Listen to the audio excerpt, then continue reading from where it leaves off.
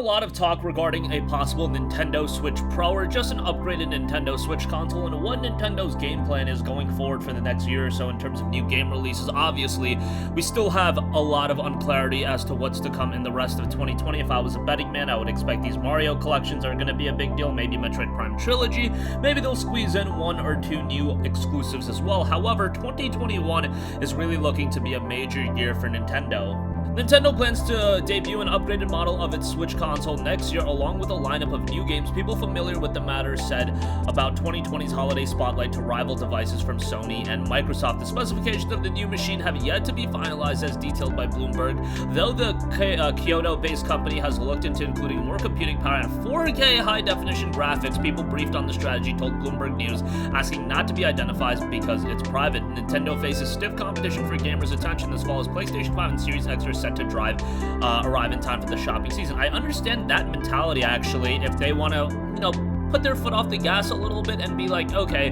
we know that no matter what we do, the PlayStation 5 and Series X, more so PS5 and Series X, are gonna be the big things in the news cycle. You just can't beat a new console unless you're debuting a new console as well. Even if it's an upgraded Nintendo console, I'm sorry, that doesn't have the gravitas and the meaning as what the PlayStation 5 and Series X mean in the entire ecosystem of video games, and there's no way to avoid that. So what do? Maybe you do put your foot off the gas a little bit. The release of the upgraded Switch would be coupled with or followed by a slew of games from Nintendo itself and related outside studios. The people said those games would address a wide range of players, from casual gamers seeking small doses of escapism or more devoted fans putting in marathon gaming sessions. The focus on next year's pipeline explains Nintendo's relatively quiet software release schedule so far this year.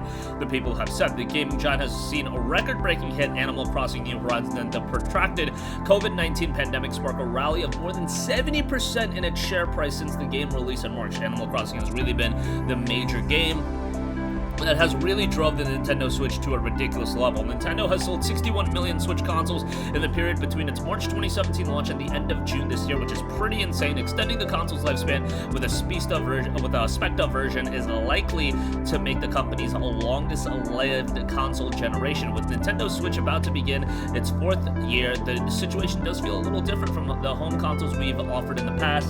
That was said by Nintendo President Shuntaro Furukawa in January, when he added not to expect a new hardware release in 2020. In terms of hardware, I think we are able to consider a variety of ways to expand in the future. The Wii's Nintendo biggest home console hit to date was with a lifetime sales of 102 million units, while the portable Nintendo DS has reached 154 million. Now, the Wii is an interesting case because it started off like gangbusters. It was selling like crazy, and then it did taper off towards the end of the generation. And the interesting thing about the Wii was that, yes, it sold very well. However, its attachment in terms of software sales alongside the console was not very high. With the Switch, it's a different story where software is selling really well and the hardware is selling really well. So that is a much better advantageous position to be in, because at the end of the day, you want people to buy the hardware so you can make money off of them long term as they buy the software as well. Nintendo games sold okay on the Wii, but not to the level of what it's doing on the Switch, and that's just there in terms of sheer numbers that we have available to us. But that's going to conclude this video. What do you think about the possibility of a new Nintendo console in 2021, and what major games would you like to see